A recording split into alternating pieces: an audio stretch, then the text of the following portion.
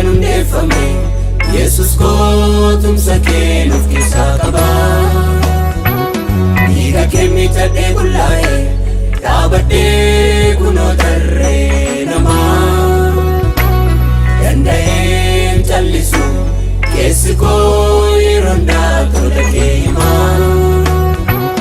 Gaatii koo fitterreettee naaf jettee guddaa dhamaatee iddoo siif hin malle dhuftee utuu beektu gowwaa fakkaattee.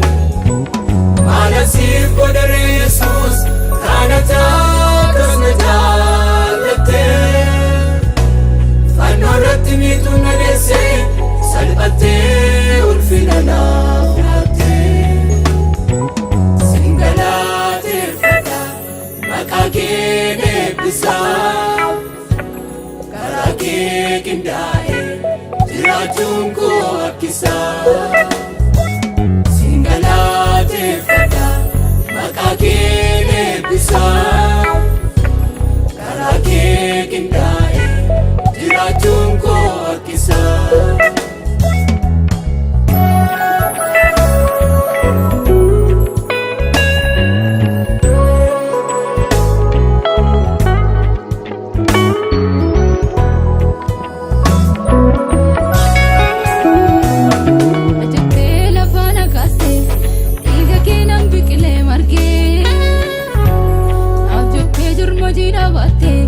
Dafqa keenan jireenya argee hedduudha gooftaa koo tolli kee kam dubbadheen kamtu dhiifamaa akka keetteenyuun lubbuu laatee nama cubbamaaf wareegamaa.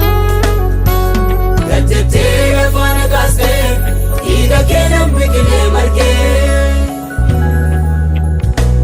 naaf jettee jirma jiraa baattee dafqa keenan jireenya argee. Hedduudha gooftaa koo tolli kee kam dubbadhee kamtu dhiifamaa akka keetteenyuun lubbuu laatee nama cubbamaaf wareegamaa.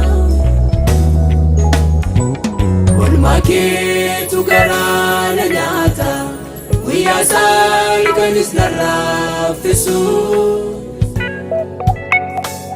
jaalala kee lafee koo seenee na godhaa kan si weeddisu. Oolmaa keetu garaa na nyaata guyyaa salganis narraa haffisu jaalala kee lafee koo seenee na godhaa kan si weeddisu.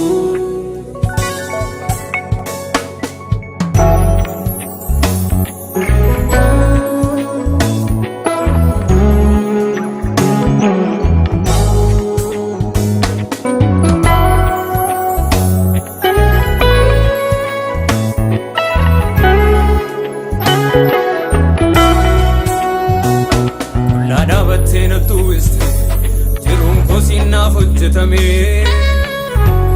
maalan ta'a jedheen sodaadhu yaaddoon koo harka keetti dhume. Silaatu ati lubbuun allaan eenyutu dhufaam laga sanaa innati naaf jettee rarraate maal akkamittiin dagatamaa. Qullaa dhaabattee natti uwwistee jiruun koo siinaaf hojjetame maalan ta'a jedheen sodaadhu yaaddoon koo harka keetti dhume.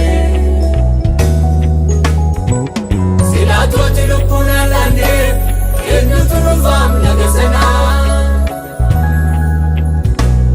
innati naaf jettee rarraate maal akkamittiin dagatamaa. Hin dagadhu jaalala faannoorraa lola'uu dhiiga kee.